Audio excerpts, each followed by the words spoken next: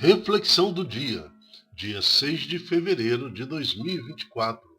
São Paulo Mick e companheiros mártires. Memória, terça-feira, cor litúrgica vermelha. Então nós temos mais uma cerimônia litúrgica de memória. Nós já aprendemos ontem que dentro dessas três dimensões litúrgicas, né, memória, festas e cerimônias, nós entendemos que quando um santo é colocado em memória, significa que a igreja quer registrar para gerações o ensinamento daquele santo. Então, São Paulo Mick e os companheiros mártires, padroeiros do Japão.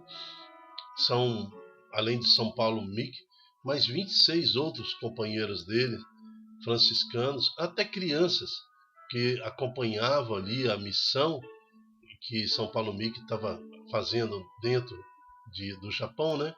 E ali o imperador japonês, perseguindo os cristãos, exigiram deles que eles renunciassem à fé e adorassem aí os ídolos lá do Japão. Eles não aceitaram e foram todos mortos e pregados na cruz. Alguns presos na cruz e depois mortos. Outros mortos, mas também colocados na cruz. A mesma cruz que eles estavam pregando agora, né, seria então o motivo da sua morte. Século XVI. A Deus, força dos santos, que em Nagasaki chamastes a verdadeira vida, São Paulo Mick e seus companheiros pelo martírio da cruz, concedei-nos, por sua intercessão, perseverar até a morte na fé que professamos. Por nosso Senhor Jesus Cristo, vosso Filho, na unidade do Espírito Santo. Amém. Minha família é santa. Primeira leitura de hoje.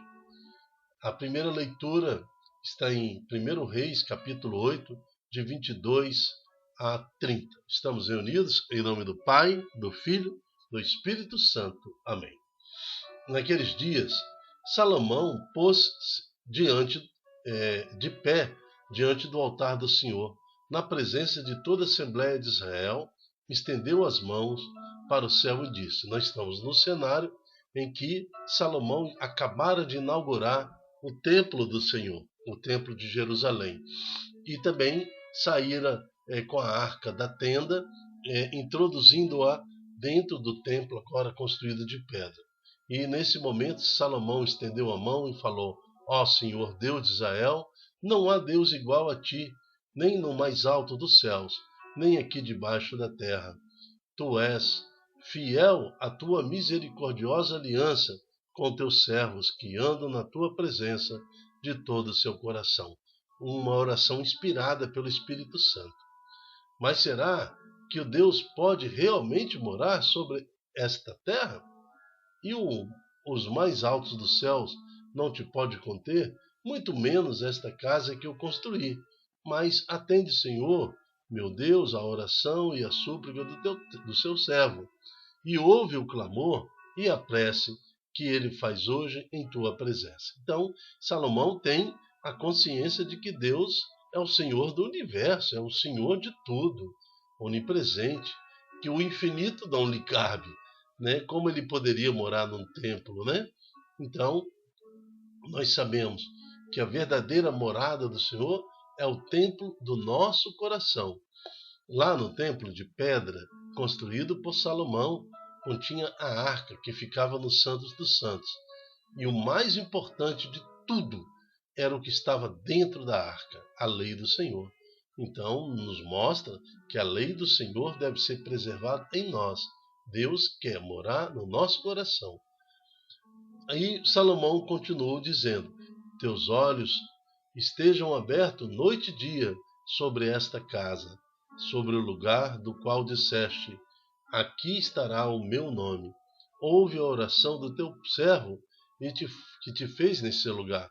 Ouve as súplicas de teu servo e de teu povo Israel, quando aqui orarem. Escuta-os do alto da tua morada no céu. Escuta-os e perdoa. Palavra do Senhor. Graças a Deus. Uma das profecias da parousia, do fim dos tempos, do que antecederá o julgamento final, é que haverá a construção do terceiro templo, né? Então, uma restauração plena de Israel.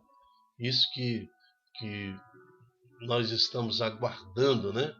Para que seja cumprida, entre muitas profecias, esta como um grande sinal do retorno e da vinda do nosso Senhor Jesus Cristo.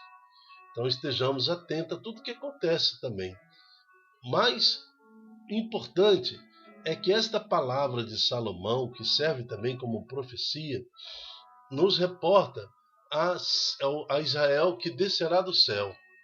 Esta sim será em plenitude, em graça, e talvez aconteça aí o que Salomão pediu. Porque nós sabemos que este templo, onde Salomão fala que teus olhos estejam abertos noite e dia sobre esta casa, neste lugar do qual dissestes, aqui estará o meu nome.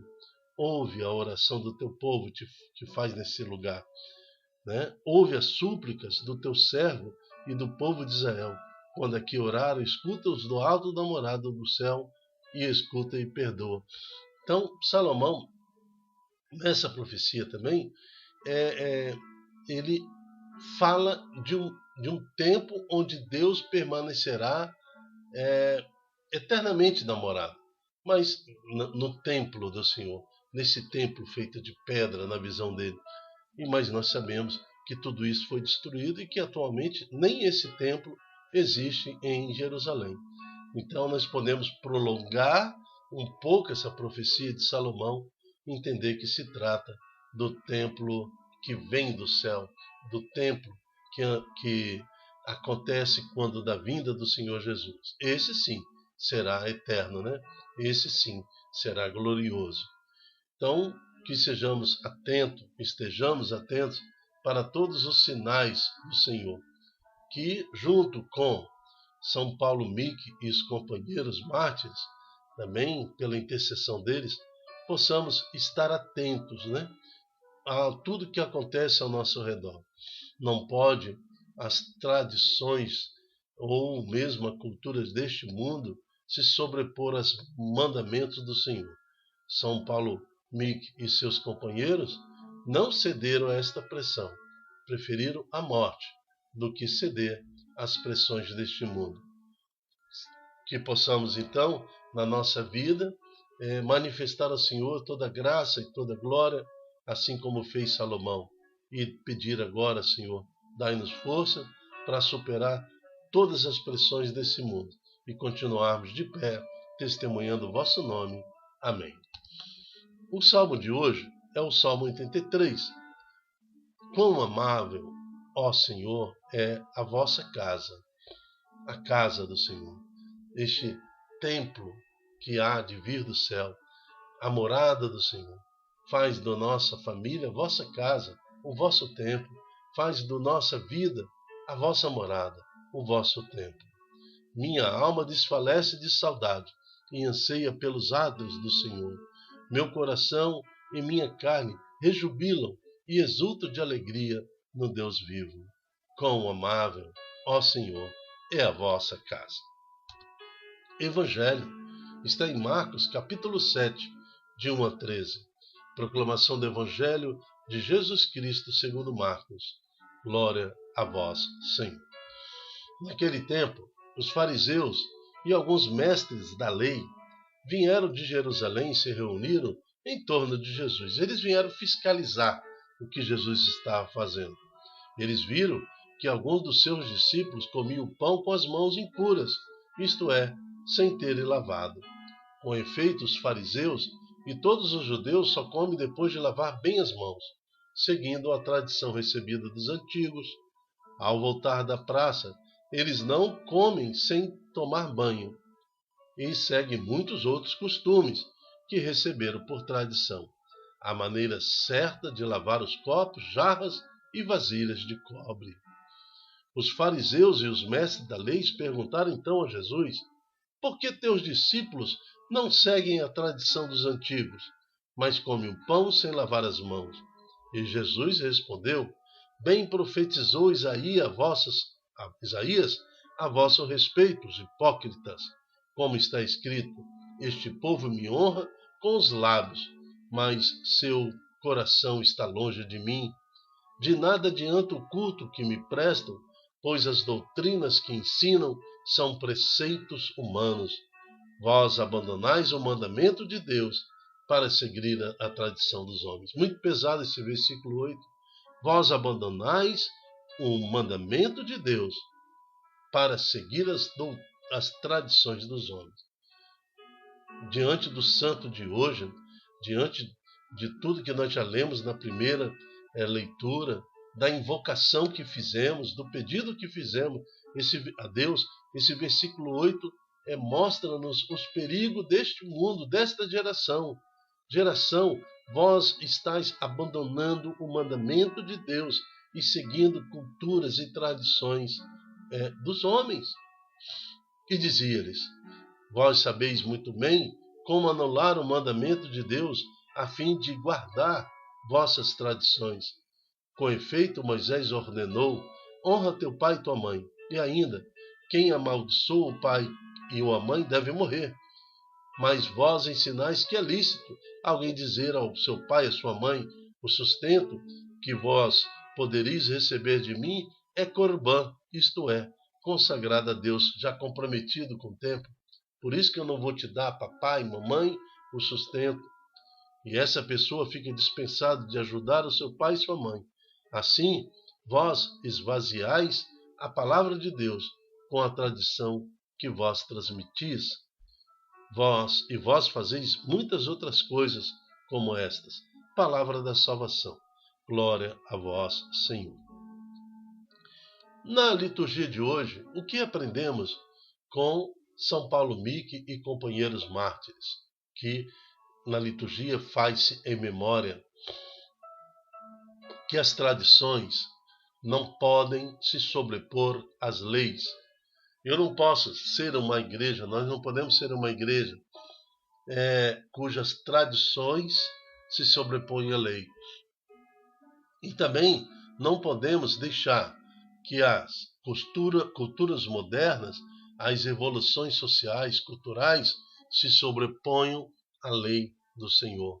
A lei do Senhor é eterna. É isso que está no ensinamento dos santos de hoje. É isso que Salomão clama ao Senhor diante do templo, e também o Salmo vem nos mostrar. E na liturgia de hoje, o Jesus coloca muito bem essa situação, né? Não é à toa que profetizou Isaías a vosso respeito, hipócritas, como está escrito: este povo me honra com os lábios, mas seu coração está longe de mim. De nada adianta o culto que me prestam, pois as doutrinas que ensinam são preceitos humanos. Viu? Então, uma igreja que conserva o mandamento do Senhor, uma igreja que atua no mundo diante da cultura atual. Lógico, nós não podemos desassociar a evolução cultural, né, que é uma realidade, e a igreja, dentro desta cultura atual, tem que profetizar Jesus, trazer e mostrar o verdadeiro valor das leis, as leis que eram guardadas no templo, dentro do Santo dos Santos, na arca, e lá dentro tinha a lei do Senhor, a lei que foi dada a Moisés, os mandamentos do Senhor. É isso que nós estamos falando. O mandamento não muda, embora a cultura humana, a forma de relacionamentos sejam atualizadas, a cultura, mas a palavra de Deus é eterna. A palavra, o ensinamento da igreja para o mundo tem que ser o mesmo ontem, hoje e sempre. Isto não muda. Agora, a cultura muda, né? Todas as tradições. Antigamente a mulher, para ir na missa, tinha que botar o véu. Né? Tinha o padre, eu peguei esse tempo, ele ficava de costas para a assembleia. A missa era toda em latim. O panfleto que a gente recebia era metade latim e a outra metade era em português, para você entender o que estava acontecendo. Houve muitas alterações, mas a lei do Senhor ninguém mexe. A doutrina, a lei do Senhor, ninguém pode mexer, ninguém pode mudar uma lei em favor de si mesmo ou de outro, como aconteceu aqui, né? Os fariseus e doutores da lei aceitavam que o benefício que deveria ser dado ao pai idoso, à mãe idosa, para se sustentar, fosse consagrado ao templo. Assim, aquele filho, mau filho, ele ficava desobrigado de dar aquela porção para os seus pais, alegando que está comprometido com o templo. E depois ele encerra: e vós fazeis muitas outras coisas como estas. Então estejamos atentos para que as culturas deste mundo e os seduções desse mundo não nos afastem da graça do Senhor, né? Da bênção do Senhor. Todas aquelas bênçãos previstas na segunda leitura de hoje, na adoração que Salomão fez ao Senhor. Então dai-nos, Senhor, a graça de viver o vosso nome, de ter as nossas orações atendidas, né? E sermos perdoados pelo nome do Senhor Jesus. Amém. Eu me chamo Dilton Góes. O nosso projeto chama-se Ai de mim se não evangelizar. Seja você também um evangelizador. Multiplique em suas redes sociais esta palavra, esta oração, para que mais corações estejam sensíveis à presença do nosso Senhor Jesus. Que possamos, a exemplo dos santos de hoje, perseverar em nós a graça da verdadeira adoração ao nosso Senhor. Amém. Até a próxima, se Deus quiser. Tchau, tchau.